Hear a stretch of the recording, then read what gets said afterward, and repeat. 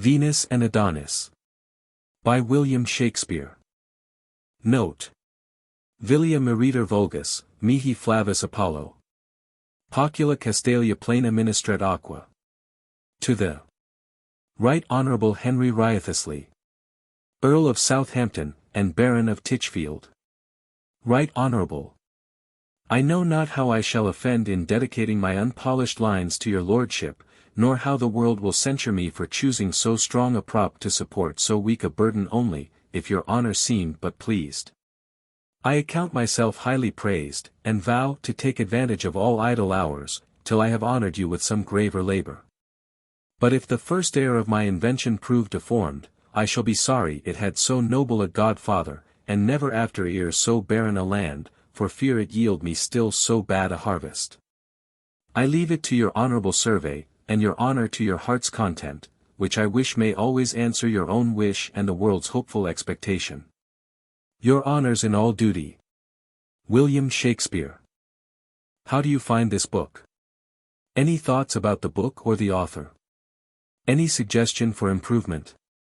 Please take a moment to share your thoughts in a comment. If you like it, share it with your friends who might enjoy it as well. Subscribe to keep in touch. Visit CompleteAudiobooks.com for more quality content. Venus and Adonis. Even as the sun with purple-colored face had ta'en his last leave of the weeping morn, rose-cheeked Adonis hied him to the chase. Hunting he loved, but love he laughed to scorn. Sick-thoughted Venus makes a main unto him, and like a bold-faced suitor gins to woo him. Thrice fairer than myself, thus she began. The field's chief flower, sweet above compare. Stain to all nymphs, more lovely than a man. More white and red than doves or roses are. Nature that made thee, with herself at strife, saith that the world hath ending with thy life. Vouchsafe, thou wonder, to alight thy steed, and rein his proud head to the saddle-bow. If thou wilt deign this favour, for thy meed, 1,000 honey secrets shalt thou know. Here come and sit, where never serpent hisses. And being set, I'll smother thee with kisses. And yet not cloy thy lips with loathed satiety, but rather famish them amid their plenty, making them red and pale with fresh variety. 10 kisses short as one long as 20. A summer's day will seem an hour but short, being wasted in such time-beguiling sport. With this she seizeth on his sweating palm the precedent of pith and livelihood, and trembling in her passion, calls it balm, earth's sovereign salve to do a goddess good. Being so enraged, desire doth lend her force, courageously to pluck him from his horse. Over one arm the lusty coursers rein, under her other was the tender boy, who blushed and pouted in a dull disdain, with leaden appetite, unapt to toy. She red and hot as coals of glowing fire. He red for shame, but frosty in desire. The studded bridle on a ragged bough, nimbly she fastens, oh, how quick is love! The steed is stalled up, and even now, to tie the rider she begins to prove. Backward she pushed him, as she would be thrust, and governed him in strength, though not in lust. So soon was she along as he was down, each leaning on their elbows and their hips. Now doth she stroke his cheek, now doth he frown, and gins to chide, but soon she stops his lips, and kissing speaks, with lustful language broken. If thou wilt chide, thy lips shall never open. He burns with bashful shame, she with her tears doth quench the maiden burning of his cheeks. Then with her windy sighs and golden hairs, to fan and blow them dry again she seeks. He saith she is immodest, blames her miss. What follows more she murders with a kiss. Even as an empty eagle, sharp by fast, tires with her beak on feathers, flesh and bone, shaking her wings, devouring all in haste, till either gorge be stuffed or prey be gone. Even so she kissed his brow, his cheek, his chin, and where she ends she doth anew begin. Forced to content, but never to obey. Panting he lies and breatheth in her face. She feedeth on the steam as on a prey, and calls it heavenly moisture, air of grace. Wishing her cheeks were gardens full of flowers, so they were dewed with such distilling showers. Look, how a bird lies tangled in a net, so fastened in her arms Adonis lies. Pure shame and odd resistance made him fret, which bred more beauty in his angry eyes. Rain added to a river that is rank, perforce will force it overflow the bank. Still she entreats, and prettily entreats, for to a pretty ear she tunes her tale. Still is he sullen, still he lures and frets, twixt crimson shame and anger ashy pale. Being red, she loves him best, and being white, her best is bettered with a more delight. Look how she cannot choose but love, and by her fair immortal hand she swears, from his soft bosom never to remove, till he take truce with her contending tears, which long have rained, making her cheeks all wet. And one sweet kiss shall pay this countless debt. Upon this promise did he raise his chin, like a dive dapper peering through a wave, who, being looked on, ducks as quickly in. So offers he to give what she did crave. But when her lips were ready for his pay, he winks, and turns his lips another way. Never did passenger in summer's heat more thirst for drink than she for this good turn. Her help she sees, but help she cannot get. She bathes in water, yet her fire must burn. Oh, pity, gone she cry, flint-hearted boy. 'Tis but a kiss I beg, why art thou coy? I have been wooed, as I entreat thee now, even by the stern and direful god of war, whose sinewy neck in battle ne'er did bow, who conquers where he comes in every jar. Yet hath he been my captive and my slave, and begged for that which thou unasked shalt have. Over my altars hath he hung his lance, his battered shield, his uncontrolled crest, and for my sake hath learned to sport and dance, to toy, to wanton, dally, smile and jest, scorning his churlish drum and ensign red, making my arms his field, his tent my bed. Thus he that overruled I overswayed, leading him prisoner in a red rose chain. Strong-tempered steel his stronger strength obeyed, yet was he servile to my coy disdain. Oh, be not proud, nor brag not of thy might, for mastering her that foiled the god of fight. Touch but my lips with those fair lips of thine. Though mine be not so fair, yet are they red. The kiss shall be thine own as well as mine. What sayest thou in the ground? Hold up thy head. Look in mine eyeballs, there thy beauty lies. Then why not lips on lips, since eyes in eyes? Art thou ashamed to kiss? Then wink again. And I will wink, so shall the day seem night. Love keeps his revels where they are but twain. Be bold to play, our sport is not in sight. These blue-veined violets whereon we lean never can blab, nor know not what we mean. The tender spring upon thy tempting lip shows thee unripe, yet mayst thou well be tasted. Make use of time, let not advantage slip. Beauty within itself should not be wasted. Fair flowers that are not gathered in their prime rot and consume themselves in little time.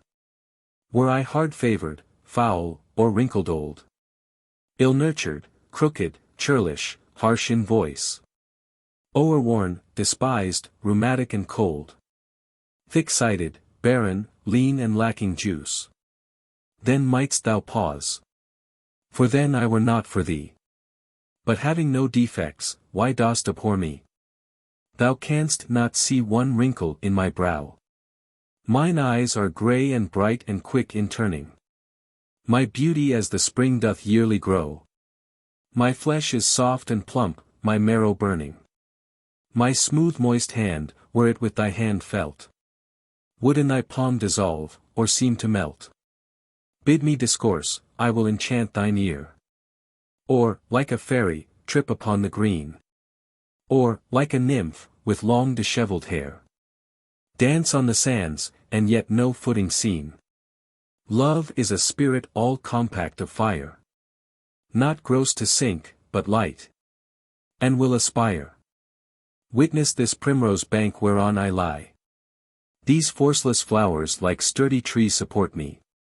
Two strengthless doves will draw me through the sky. From morn till night, even where I list to sport me.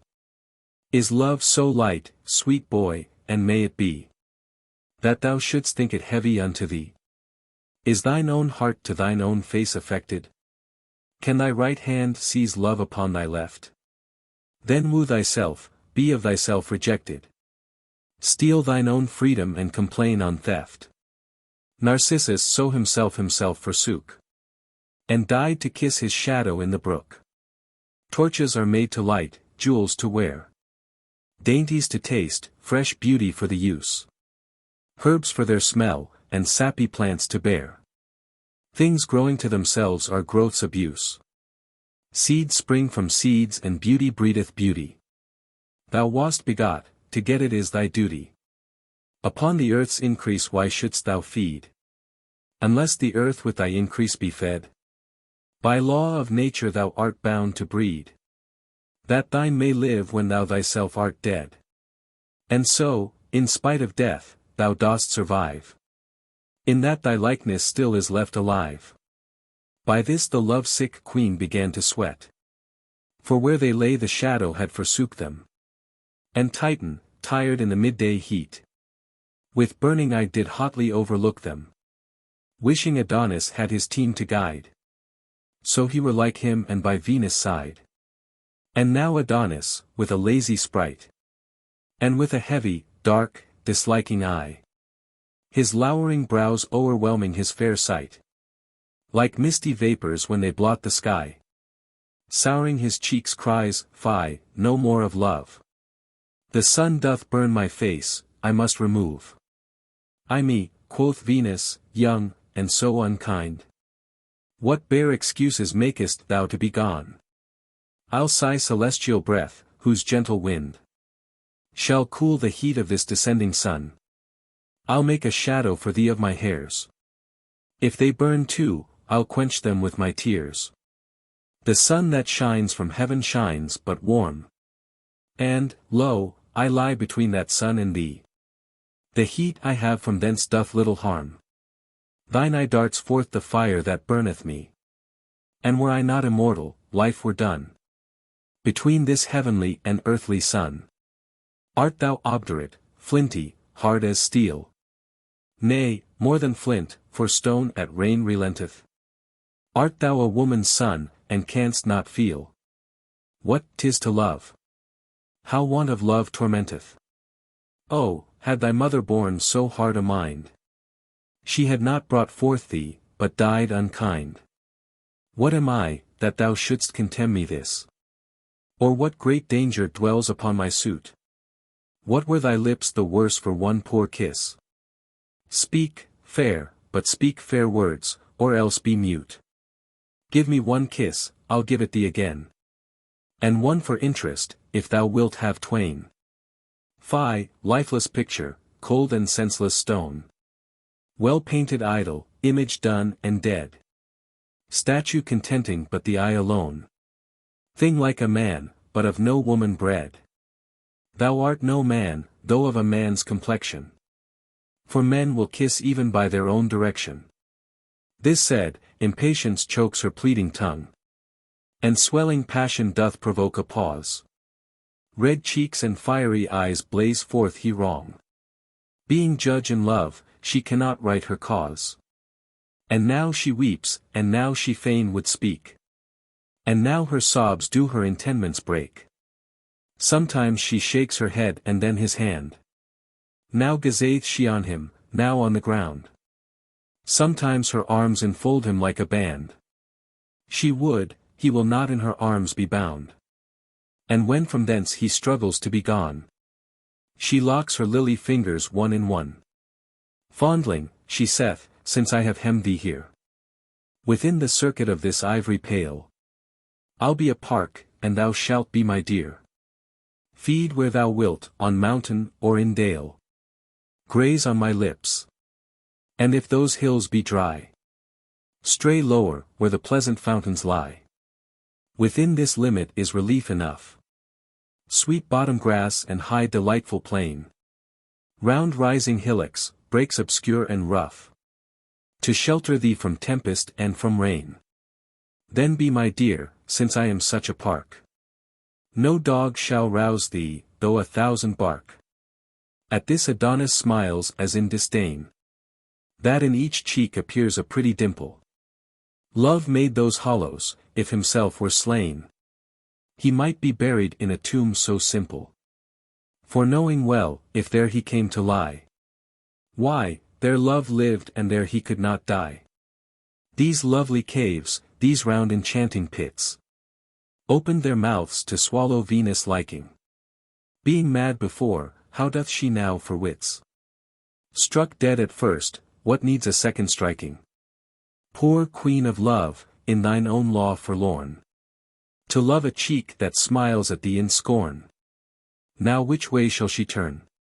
What shall she say? Her words are done, her woes are more increasing. The time is spent, her object will away. And from her twining arms doth urge releasing. Pity, she cries, some favor, some remorse. Away he springs and hasteth to his horse. But, lo, from forth a copse that neighbors by. A breeding jennet, lusty, young and proud. Adonis trampling courser doth espy. And forth she rushes, snorts and neighs aloud. The strong-necked steed, being tied unto a tree, breaketh his rein. And to her straight goes he. Imperiously he leaps, he neighs, he bounds. And now his woven girths he breaks asunder. The bearing earth with his hard hoof he wounds, whose hollow womb resounds like heaven's thunder. The iron bit he crusheth 'tween his teeth, controlling what he was controlled with. His ears uppricked, his braided hanging mane, upon his compassed crest now stand on end. His nostrils drink the air, and forth again. As from a furnace, vapors doth he send. His eye, which scornfully glisters like fire, shows his hot courage and his high desire. Sometime he trots, as if he told the steps, with gentle majesty and modest pride. Anon he rears upright, curvets and leaps, as who should say, lo, thus my strength is tried. And this I do to captivate the eye of the fair breeder that is standing by. What recketh he his rider's angry stir? His flattering holla, or his stand, I say. What cares he now for curb or pricking spur? For rich caparisons or trapping gay? He sees his love, and nothing else he sees. For nothing else with his proud sight agrees. Look, when a painter would surpass the life in limning out a well-proportioned steed, his art with nature's workmanship at strife, as if the dead the living should exceed. So did this horse excel a common one. In shape, in courage, color, pace and bone. Round-hoofed, short-jointed, fetlocks shag and long. Broad breast, full eye, small head and nostril wide. High crest, short ears, straight legs and passing strong. Thin mane, thick tail, broad buttock, tender hide. Look! What a horse should have he did not lack, save a proud rider on so proud a back. Sometime he scuds far off and there he stares. Anon he starts at stirring of a feather. To bid the wind abase he now prepares. And whether he run or fly they know not whether. For through his mane and tail the high wind sings, fanning the hairs, who wave like feathered wings. He looks upon his love and neighs unto her. She answers him as if she knew his mind. Being proud, as females are, to see him woo her. She puts on outward strangeness, seems unkind. Spurns at his love and scorns the heat he feels. Beating his kind embracements with her heels. Then, like a melancholy malcontent, he veils his tail that, like a falling plume, cool shadow to his melting buttock lent. He stamps and bites the poor flies in his fume. His love, perceiving how he is enraged, grew kinder, and his fury was assuaged. His testy master goeth about to take him, when, lo, the unbacked breeder, full of fear, jealous of catching, swiftly doth forsake him. With her the horse, and left Adonis there. As they were mad, unto the wood they hie them, outstripping crows that strive to overfly them. All swoln with chafing, down Adonis sits, banning his boisterous and unruly beast. And now the happy season once more fits, that love-sick love by pleading may be blessed. For lovers say, the heart hath treble wrong, when it is barred the aidance of the tongue. An oven that is stopped, or river stayed, burneth more hotly, swelleth with more rage. So of concealed sorrow may be said, free vent of words love's fire doth assuage. But when the heart's attorney once is mute, the client breaks, as desperate in his suit. He sees her coming, and begins to glow, even as a dying coal revives with wind, and with his bonnet hides his angry brow, looks on the dull earth with disturbed mind, taking no notice that she is so nigh. For all askance he holds her in his eye. Oh, what a sight it was, wistly to view, how she came stealing to the wayward boy, to note the fighting conflict of her hue. How white and red each other did destroy. But now her cheek was pale, and by, it flashed forth fire, as lightning from the sky. Now was she just before him as he sat, and like a lowly lover down she kneels. With one fair hand she heaveth up his hat, her other tender hand his fair cheek feels. His tenderer cheek receives her soft hand's print, as apt as new-fallen snow takes any dint. Oh, what a war of looks was then between them! Her eyes petitioners to his eyes suing. His eyes saw her eyes as they had not seen them. Her eyes wooed still, his eyes disdained the wooing. And all this dumb play had his acts made plain, with tears, which, chorus-like, her eyes did rain. Full gently now she takes him by the hand, a lily prisoned in a jail of snow, or ivory in an alabaster band. So white a friend and girts so white a foe. This beauteous combat, wilful and unwilling, showed like two silver doves that sit a-billing. Once more the engine of her thoughts began. O fairest mover on this mortal round, would thou wert as I am, and I a man. My heart all whole as thine, thy heart my wound. For one sweet look thy help I would assure thee, though nothing but my body's bane would cure thee.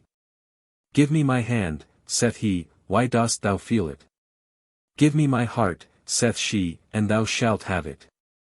Oh, give it me, lest thy hard heart do steal it. And being steeled, soft sighs can never grave it. Then love's deep groans I never shall regard, because Adonis' heart hath made mine hard. For shame, he cries, let go, and let me go. My day's delight is past, my horse is gone. And 'tis your fault I am bereft him so. I pray you hence, and leave me here alone. For all my mind, my thought, my busy care, is how to get my palfrey from the mare. Thus she replies, thy palfrey, as he should, welcomes the warm approach of sweet desire. Affection is a coal that must be cooled, else, suffered, it will set the heart on fire. The sea hath bounds, but deep desire hath none. Therefore no marvel though thy horse be gone. How like a jade he stood, tied to the tree, servilely mastered with a leathern rein. But when he saw his love, his youth's fair fee, he held such petty bondage in disdain, throwing the base thong from his bending crest, enfranchising his mouth, his back, his breast. Who sees his true love in her naked bed, teaching the sheets a whiter hue than white. But, when his glutton eye so full hath fed, his other agents aim at like delight. Who is so faint, that dare not be so bold to touch the fire, the weather being cold? Let me excuse thy courser, gentle boy, and learn of him, I heartily beseech thee, to take advantage on presented joy. Though I were dumb, yet his proceedings teach thee. Oh, learn to love, the lesson is but plain, and once made perfect, never lost again. I know not love, quoth he, nor will not know it, unless it be a bore, and then I chase it. 'Tis much to borrow, and I will not owe it. My love to love is love but to disgrace it. For I have heard it is a life in death, that laughs and weeps, and all but with a breath. Who wears a garment shapeless and unfinished? Who plucks the bud before one leaf put forth? If springing things be any jot diminished, they wither in their prime, prove nothing worth. The colt that's backed and burdened being young, lesseth his pride and never waxeth strong. You hurt my hand with wringing, let us part, and leave this idle theme, this bootless chat. Remove your siege from my unyielding heart. To love's alarms it will not ope the gate. Dismiss your vows, your feigned tears, your flattery. For where a heart is hard they make no battery. What? Canst thou talk, quoth she, hast thou a tongue? Oh, would thou hadst not, or I had no hearing. Thy mermaid's voice hath done me double wrong. I had my load before, now pressed with bearing. Melodious discord, heavenly tune harsh sounding. Ears deep sweet music, and heart's deep sore wounding. Had I no eyes but ears, my ears would love that inward beauty and invisible. Or were I deaf, thy outward parts would move, each part in me that were but sensible. Though neither eyes nor ears, to hear nor see, yet should I be in love by touching thee. Say, that the sense of feeling were bereft me, and that I could not see, nor hear, nor touch, and nothing but the very smell were left me. Yet would my love to thee be still as much. For from the stillatory of thy face excelling, comes breath perfumed that breatheth love by smelling. But, oh, what banquet wert thou to the taste, being nurse and feeder of the other four? Would they not wish the feast might ever last, and bid suspicion double lock the door, lest jealousy, that sour unwelcome guest, should, by his stealing in, disturb the feast? Once more the ruby-colored portal opened, which to his speech did honey passage yield, like a red morn, that ever yet betokened wreck to the seaman, tempest to the field, sorrow to shepherds, woe unto the birds, gusts and foul flaws to herdmen and to herds. This ill presage advisedly she marketh, even as the wind is hushed before it raineth, or as the wolf doth grin before he barketh, or as the berry breaks before it staineth, or like the deadly bullet of a gun. His meaning struck her ere his words begun, and at his look she flatly falleth down. For looks kill love and love by looks reviveth. A smile recurs the wounding of a frown. But blessed bankrupt, that by love so thriveth. The silly boy, believing she is dead, claps her pale cheek, till clapping makes it red. And all amazed break off his late intent. For sharply he did think to reprehend her, which cunning love did wittily prevent. Fair fall the wit that can so well defend her. For on the grass she lies as she were slain, till his breath breatheth life in her again. He wrings her nose, he strikes her on the cheeks.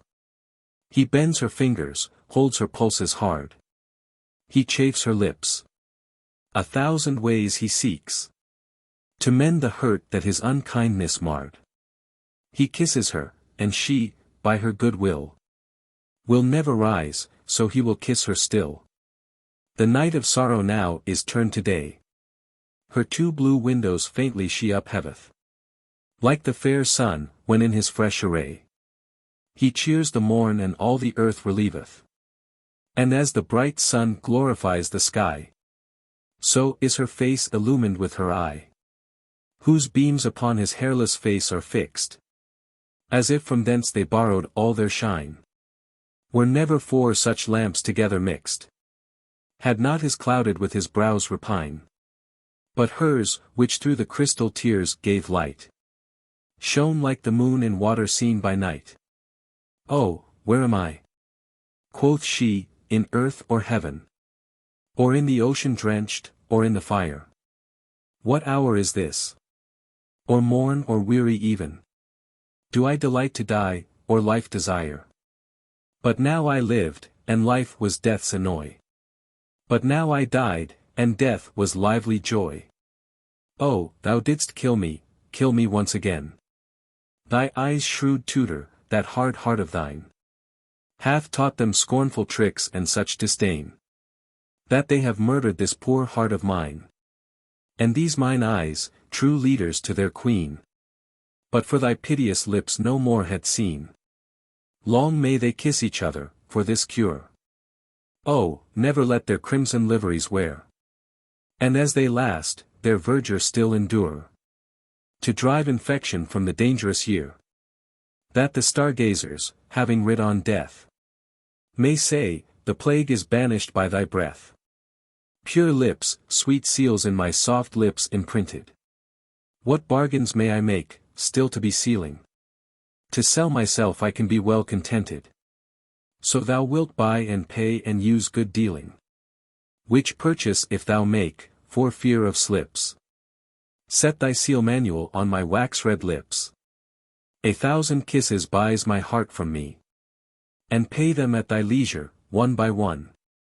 What is 100 touches unto thee? Are they not quickly told and quickly gone?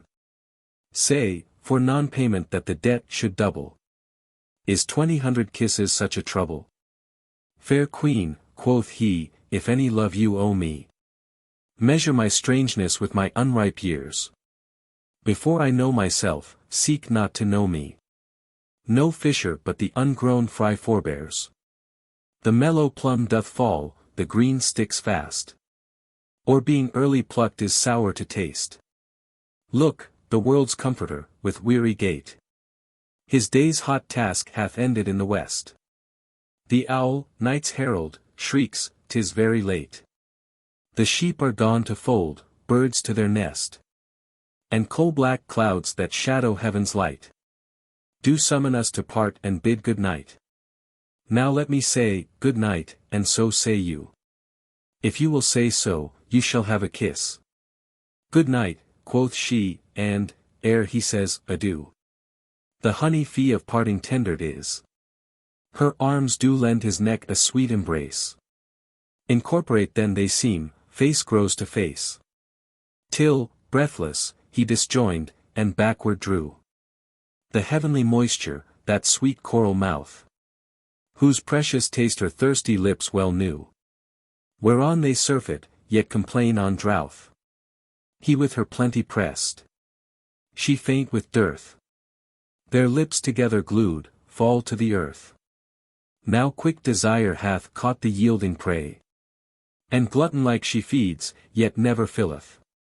Her lips are conquerors, his lips obey, paying what ransom the insulter willeth. Whose vulture thought doth pitch the price so high, that she will draw his lips' rich treasure dry. And having felt the sweetness of the spoil, with blindfold fury she begins to forage.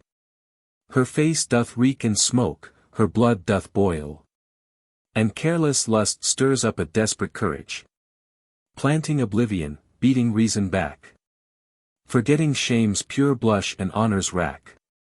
Hot, faint, and weary, with her heart embracing, like a wild bird being tamed with too much handling, or as the fleet-foot roe that's tired with chasing, or like the froward infant stilled with dandling. He now obeys, and now no more resisteth, while she takes all she can, not all she listeth. What wax so frozen but dissolves with tempering, and yields at last to every light impression? Things out of hope are compassed oft with venturing, chiefly in love, whose leave exceeds commission. Affection faints not like a pale-faced coward. But then woos best when most his choice is froward. When he did frown, oh, had she then gave over. Such nectar from his lips she had not sucked. Foul words and frowns must not repel a lover. What though the rose have prickles, yet 'tis plucked. Were beauty under 20 locks kept fast. Yet love breaks through and picks them all at last. For pity now she can no more detain him. The poor fool prays her that he may depart. She is resolved no longer to restrain him. Bids him farewell, and look well to her heart. The which, by Cupid's bow she doth protest. He carries thence encaged in his breast. Sweet boy, she says, this night I'll waste in sorrow. For my sick heart commands mine eyes to watch. Tell me, love's master, shall we meet tomorrow? Say, shall we? Shall we? Wilt thou make the match? He tells her, no. Tomorrow he intends to hunt the boar with certain of his friends. The boar, quoth she, whereat a sudden pale, like lawn being spread upon the blushing rose, usurps her cheek. She trembles at his tail, and on his neck her yoking arms she throws. She sinketh down, still hanging by his neck. He on her belly falls, she on her back. Now is she in the very lists of love. Her champion mounted for the hot encounter. All is imaginary she doth prove. He will not manage her, although he mount her. That worse than Tantalus is her annoy. To clip Elysium and to lack her joy. Even as poor birds, deceived with painted grapes, do surfeit by the eye and pine the maw. Even so she languisheth in her mishaps. As those poor birds that helpless berries saw. The warm effects which she in him finds missing, she seeks to kindle with continual kissing. But all in vain, good queen, it will not be. She hath essayed as much as may be proved. Her pleading hath deserved a greater fee. She's love, she loves, and yet she is not loved. Fie, fie, he says, you crush me, let me go. You have no reason to withhold me so. Thou hadst been gone, quoth she, sweet boy, ere this. But that thou toldst me thou wouldst hunt the boar. Oh, be advised. Thou know'st not what it is. With javelins point a churlish swine to gore. Whose tushes never sheathed he wetteth still. Like to a mortal butcher bent to kill. On his bowback he hath a battle set. Of bristly pikes, that ever threat his foes. His eyes, like glowworms, shine when he doth fret. His snout digs sepulchres where'er he goes. Being moved, he strikes whatever is in his way. And whom he strikes his cruel tushes slay. His brawny sides, with hairy bristles armed, are better proof than thy spear's point can enter. His short thick neck cannot be easily harmed. Being ireful, on the lion he will venture. The thorny brambles and embracing bushes, as fearful of him, part, through whom he rushes. Alas, he not esteems that face of thine, to which love's eyes pay tributary gazes. Nor thy soft hands, sweet lips and crystalline, whose full perfection all the world amazes. But having thee advantage, wondrous dread, would root these beauties as he roots the mead. Oh, let him keep his loathsome cabin still. Beauty hath naught to do with such foul fiends. Come not within his danger by thy will. They that thrive well take counsel of their friends. When thou didst name the boar, not to dissemble, I feared thy fortune, and my joints did tremble. Didst thou not mark my face? Was it not white? Saw'st thou not signs of fear lurk in mine eye? Grew I not faint?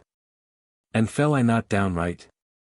Within my bosom, whereon thou dost lie, my boding heart pants, beats, and takes no rest. But, like an earthquake, shakes thee on my breast. For where love reigns, disturbing jealousy doth call himself affection's sentinel. Gives false alarms, suggesteth mutiny. And in a peaceful hour doth cry, kill, kill. Distempering gentle love in his desire. As air and water do abate the fire. This sour informer, this bait-breeding spy. This canker that eats up love's tender spring. This carry-tale, dissentious jealousy. That sometime true news, sometime false doth bring. Knocks at my heat and whispers in mine ear. That if I love thee, I thy death should fear.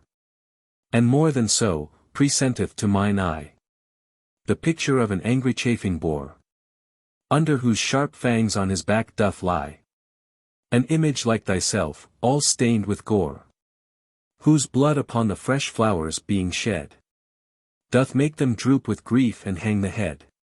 What should I do, seeing thee so indeed, that tremble at the imagination? The thought of it doth make my faint heart bleed, and fear doth teach it divination. I prophesy thy death, my living sorrow, if thou encounter with the boar tomorrow. But if thou needs wilt hunt, be ruled by me. Uncouple at the timorous flying hare, or at the fox which lives by subtlety, or at the roe which no encounter dare. Pursue these fearful creatures o'er the downs, and on thy well-breathed horse keep with thy hounds. And when thou hast on foot the purblind hare, mark the poor wretch, to overshoot his troubles. How he outruns the wind and with what care he cranks and crosses with 1,000 doubles. The many musets through the which he goes are like a labyrinth to amaze his foes. Sometime he runs among a flock of sheep, to make the cunning hounds mistake their smell. And sometime where earth-delving conies keep, to stop the loud pursuers in their yell. And sometime sorteth with a herd of deer. Danger deviseth shifts. Wit waits on fear. For there his smell with others being mingled, the hot scent-snuffing hounds are driven to doubt, ceasing their clamorous cry till they have singled with much ado the cold fault cleanly out. Then do they spend their mouths, echo replies, as if another chase were in the skies. By this, poor Wat, far off upon a hill, stands on his hinder legs with listening ear, to hearken if his foes pursue him still. Anon their loud alarums he doth hear, and now his grief may be compared well to one sore sick that hears the passing bell. Then shalt thou see the dubidabbled wretch turn, and return, indenting with the way. Each envious briar his weary legs doth scratch. Each shadow makes him stop, each murmur stay. For misery is trodden on by many, and being low never relieved by any. Lie quietly, and hear a little more. Nay, do not struggle, for thou shalt not rise to make thee hate the hunting of the boar. Unlike myself thou hear'st me moralize, applying this to that, and so to so. For love can comment upon every woe. Where did I leave? No matter where, quoth he. Leave me, and then the story aptly ends. The night is spent. Why, what of that, quoth she. I am, quoth he, expected of my friends. And now 'tis dark, and going I shall fall. In night, quoth she, desire sees best of all.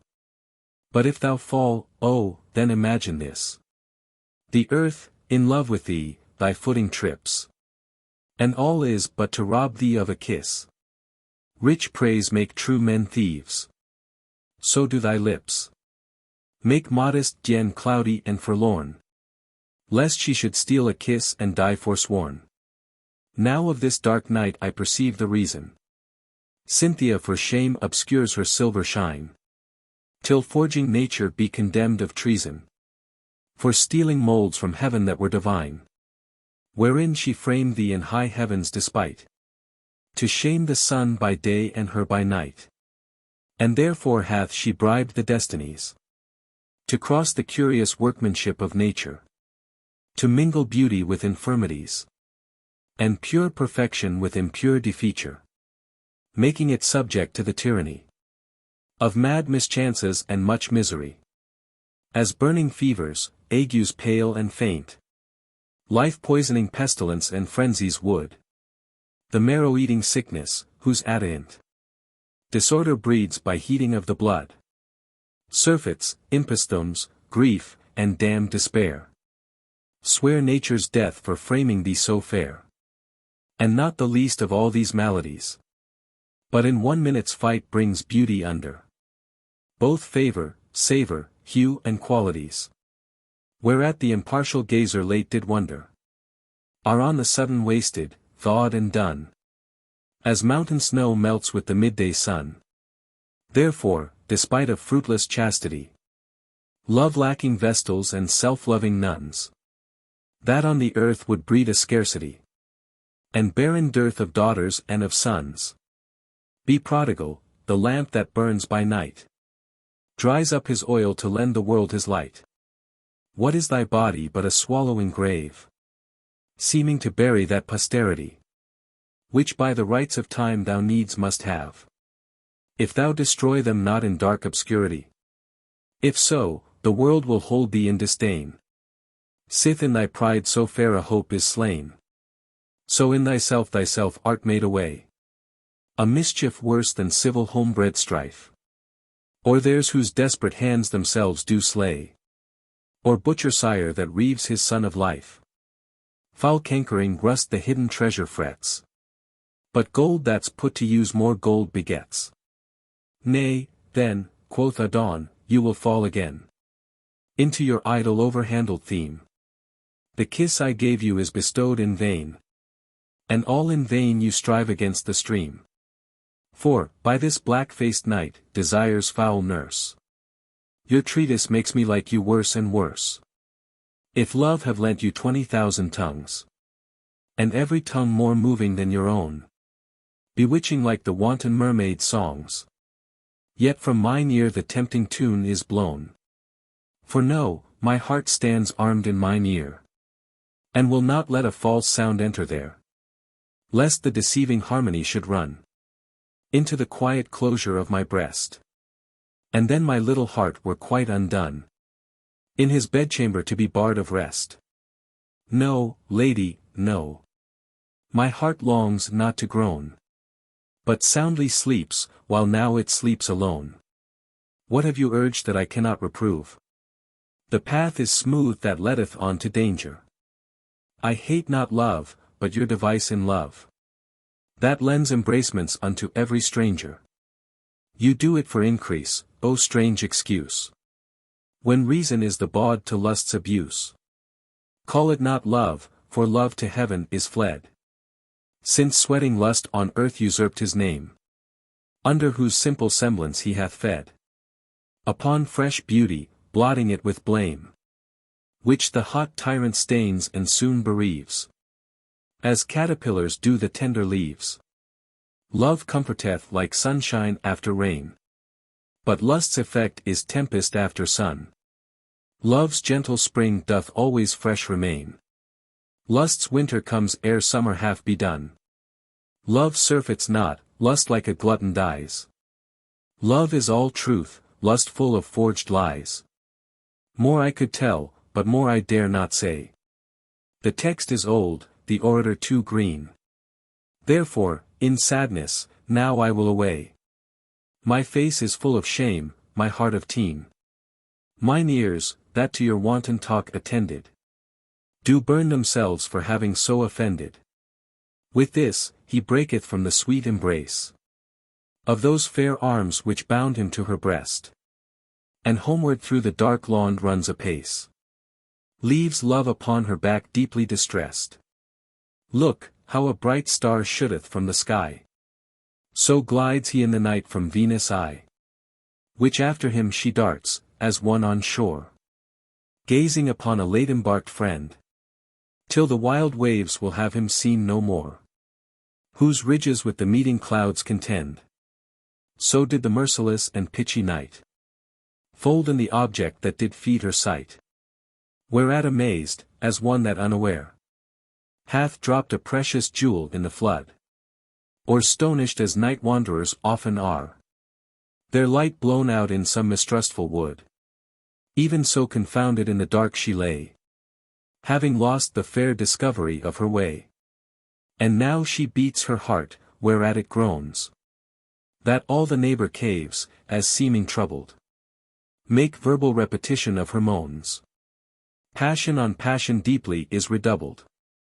"Ay me," she cries, and 20 times, "Woe, woe." And 20 echoes 20 times cry so. She marking them begins a wailing note, and sings extemporally a woeful ditty. How love makes young men thrall and old men dote. How love is wise in folly, foolish witty. Her heavy anthem still concludes in woe, and still the choir of echoes answer so. Her song was tedious and outwore the night. For lovers' hours are long, though seeming short. If pleased themselves, others, they think, delight. In such like circumstance, with such like sport, their copious stories oftentimes begun, end without audience and are never done. For who hath she to spend the night withal, but idle sounds resembling parasites, like shrill-tongued tapsters answering every call, soothing the humor of fantastic wits. She says, "'Tis so," they answer all, "'Tis so," and would say after her, if she said, "No." Lo, here the gentle lark, weary of rest, from his moist cabinet mounts up on high, and wakes the morning, from whose silver breast the sun ariseth in his majesty. Who doth the world so gloriously behold, that cedar tops and hills seem burnished gold? Venus salutes him with this fair good morrow. O thou clear God, and patron of all light, from whom each lamp and shining star doth borrow the beauteous influence that makes him bright. There lives a son that sucked an earthly mother, may lend thee light, as thou dost lend to other. This said, she hasteth to a myrtle grove, musing the morning is so much o'erworn, and yet she hears no tidings of her love. She hearkens for his hounds and for his horn. Anon she hears them chant it lustily, and all in haste she coasteth to the cry. And as she runs, the bush is in the way. Some catch her by the neck, some kiss her face, some twine about her thigh to make her stay. She wildly breaketh from their strict embrace, like a milch doe, whose swelling dugs do ache, hasting to feed her fawn hid in some brake. By this, she hears the hounds are at a bay, whereat she starts, like one that spies an adder, wreathed up in fatal folds just in his way. The fear whereof doth make him shake and shudder. Even so the timorous yelping of the hounds appalls her senses and her spirit confounds. For now she knows it is no gentle chase, but the blunt boar, rough bear, or lion proud.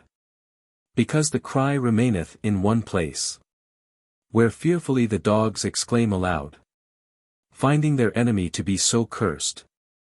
They all strain courtesy who shall cope him first. This dismal cry rings sadly in her ear, through which it enters to surprise her heart, who, overcome by doubt and bloodless fear, with cold pale weakness numbs each feeling part. Like soldiers, when their captain once doth yield, they basely fly and dare not stay the field. Thus stands she in a trembling ecstasy, till, cheering up her senses all dismayed, she tells them 'tis a causeless fantasy, and childish error, that they are afraid. Bids them leave quaking, bids them fear no more. And with that word she spied the hunted boar, whose frothy mouth, bepainted all with red, like milk and blood being mingled both together, a second fear through all her sinews spread, which madly hurries her she knows not whither. This way runs, and now she will no further, but back retires to rate the boar for murther.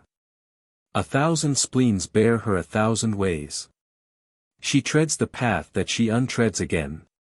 Her more than haste is mated with delays, like the proceedings of a drunken brain, full of respects, yet not at all respecting, in hand with all things, not at all affecting. Here kennelled in a brake she finds a hound, and asks the weary caitiff for his master. And there another licking of his wound. Gainst venom sores the only sovereign plaster. And here she meets another sadly scowling, to whom she speaks, and he replies with howling. When he hath ceased his ill-resounding noise, another flap-mouthed mourner, black and grim, against the welkin volleys out his voice.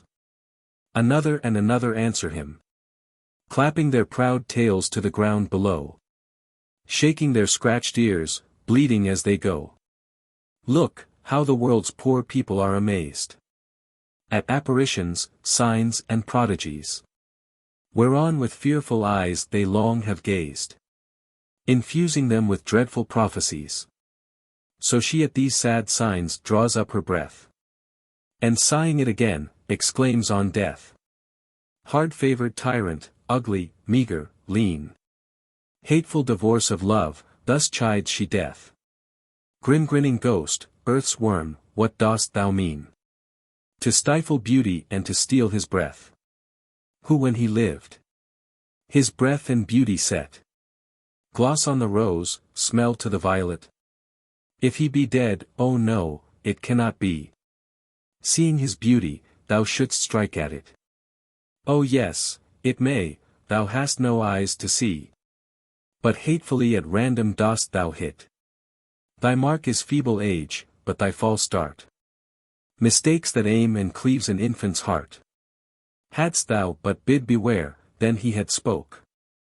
And, hearing him, thy power had lost his power. The destinies will curse thee for this stroke.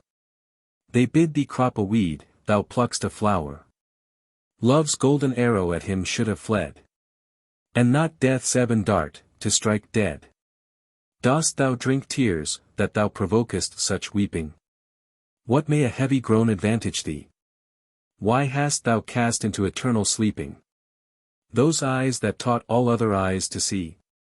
Now nature cares not for thy mortal vigor, since her best work is ruined with thy rigor. Here overcome, as one full of despair, she veiled her eyelids, who, like sluices, stopped the crystal tide that from her two cheeks fair in the sweet channel of her bosom dropped. But through the floodgates breaks the silver rain, and with his strong course opens them again. Oh, how her eyes and tears did lend and borrow! Her eyes seen in the tears, tears in her eye. Both crystals, where they viewed each other's sorrow. Sorrow that friendly sighs sought still to dry. But like a stormy day, now wind, now rain. Sighs dry her cheeks, tears make them wet again. Variable passions throng her constant woe, as striving who should best become her grief. All entertained, each passion labors so, that every present sorrow seemeth chief. But none is best, then join they all together, like many clouds consulting for foul weather. By this, far off she hears some huntsman hollow. A nurse's song ne'er pleased her babe so well. The dire imagination she did follow. This sound of hope doth labour to expel. For now reviving joy bids her rejoice, and flatters her it is Adonis' voice. Whereat her tears began to turn their tide, being prisoned in her eye like pearls in glass. Yet sometimes falls an orient drop beside, which her cheek melts, as scorning it should pass, to wash the foul face of the sluttish ground. Who is but drunken when she seemeth drowned? O hard-believing love, how strange it seems, not to believe, and yet too credulous. Thy weal and woe are both of them extremes. Despair and hope makes thee ridiculous. The one doth flatter thee in thoughts unlikely. In likely thoughts the other kills thee quickly. Now she unweaves the web that she hath wrought. Adonis lives, and death is not to blame. It was not she that called him, all to naught. Now she adds honors to his hateful name. She cleeps him king of graves and grave for kings, imperious supreme of all mortal things. No, no, quoth she, sweet death, I did but jest. Yet pardon me, I felt a kind of fear, when as I met the boar, that bloody beast, which knows no pity, but is still severe. Then, gentle shadow, truth I must confess, I railed on thee, fearing my love's decease. 'Tis not my fault, the boar provoked my tongue. Be wreaked on him, invisible commander. 'Tis he, foul creature, that hath done thee wrong. I did but act, he's author of thy slander. Grief hath two tongues, and never woman yet could rule them both without 10 women's wit. Thus hoping that Adonis is alive, her rash suspect she doth extenuate, and that his beauty may the better thrive, with death she humbly doth insinuate. Tells him of trophies, statues, tombs, and stories, his victories, his triumphs and his glories. O Jove, quoth she, how much a fool was I, to be of such a weak and silly mind, to wail his death who lives and must not die, till mutual overthrow of mortal kind. For he being dead, with him is beauty slain. And, beauty dead, black chaos comes again.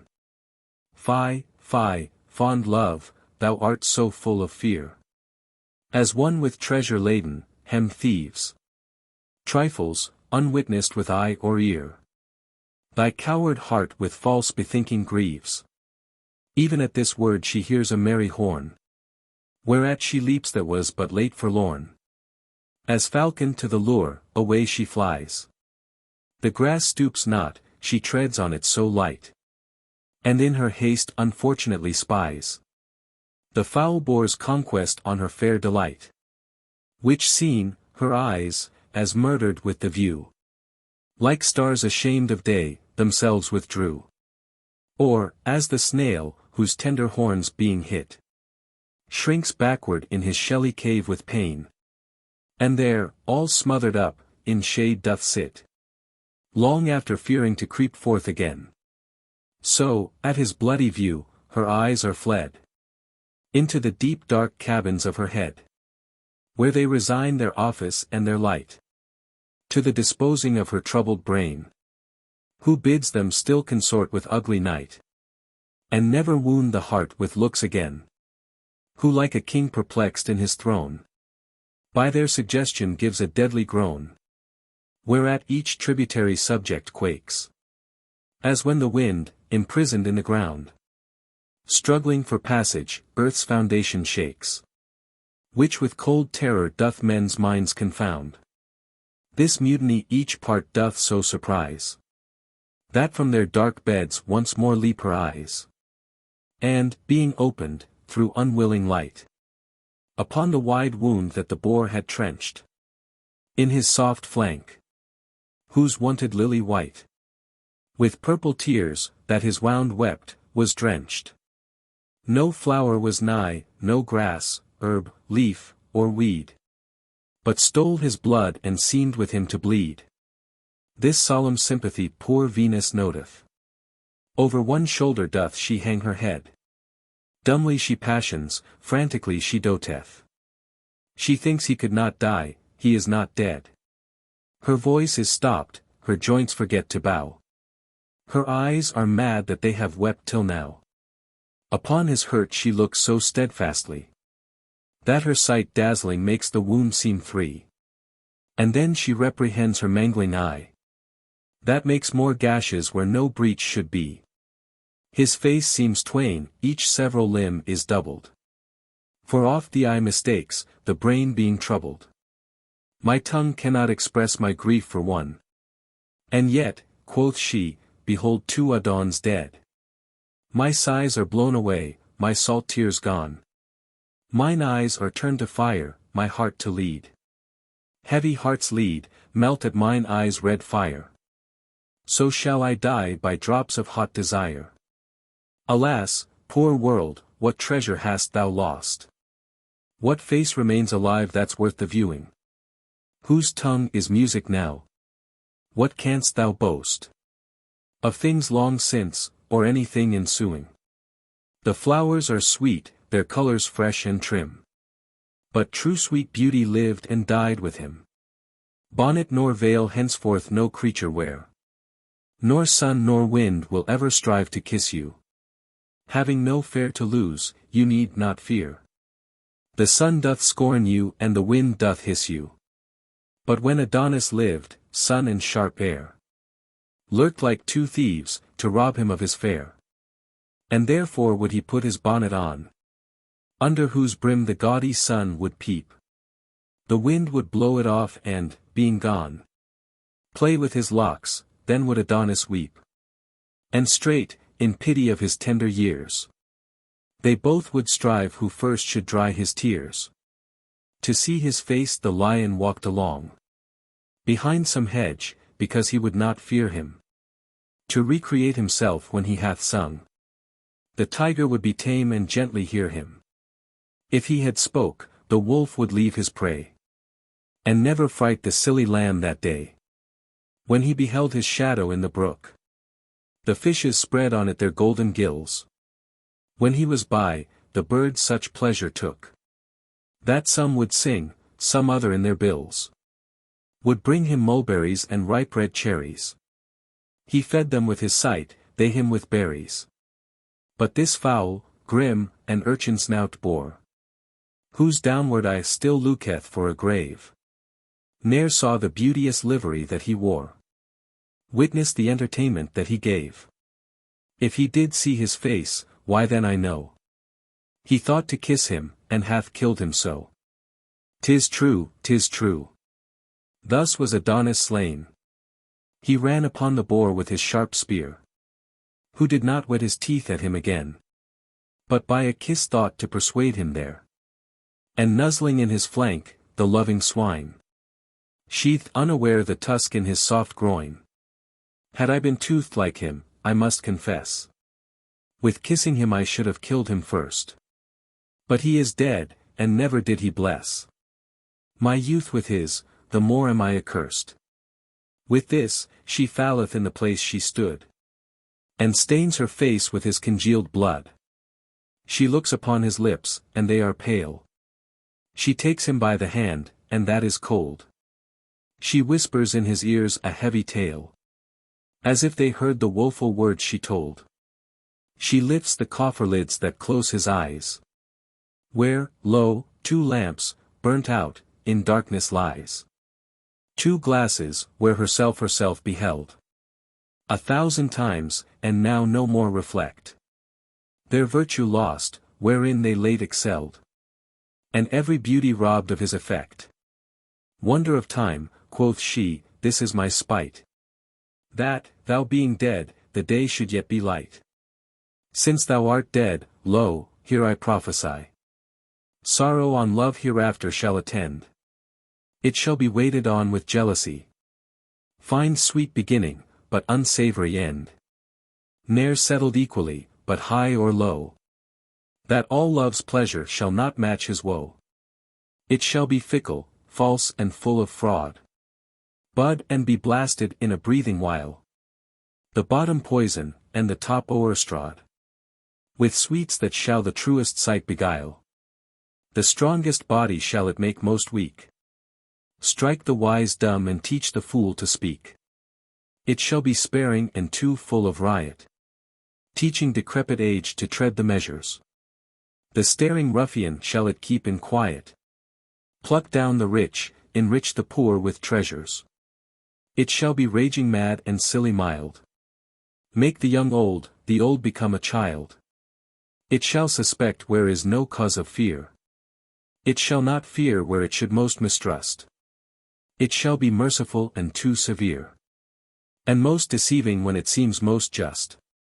Perverse it shall be where it shows most toward, put fear to valor, courage to the coward. It shall be cause of war and dire events, and set dissension twixt the son and sire, subject and servile to all discontents, as dry combustious matter is to fire.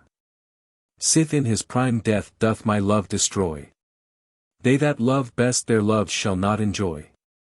By this, the boy that by her side lay killed, was melted like a vapor from her sight, and in his blood that on the ground lay spilled, a purple flower sprung up, checkered with white, resembling well his pale cheeks and the blood, which in round drops upon their whiteness stood.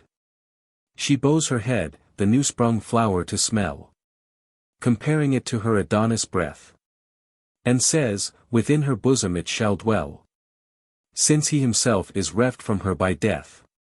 She crops the stalk, and in the breach appears green dropping sap, which she compares to tears. Poor flower, quoth she, this was thy father's guise, sweet issue of a more sweet-smelling sire, for every little grief to wet his eyes. To grow unto himself was his desire. And so, 'tis thine. But no, it is as good to wither in my breast as in his blood. Here was thy father's bed, here in my breast. Thou art the next of blood, and 'tis thy right. Lo, in this hollow cradle take thy rest. My throbbing heart shall rock thee day and night. There shall not be 1 minute in an hour wherein I will not kiss my sweet love's flower. Thus weary of the world, away she hies, and yokes her silver doves, by whose swift aid their mistress mounted through the empty skies, in her light chariot quickly is conveyed, holding their course to Paphos, where their queen means to immure herself and not be seen.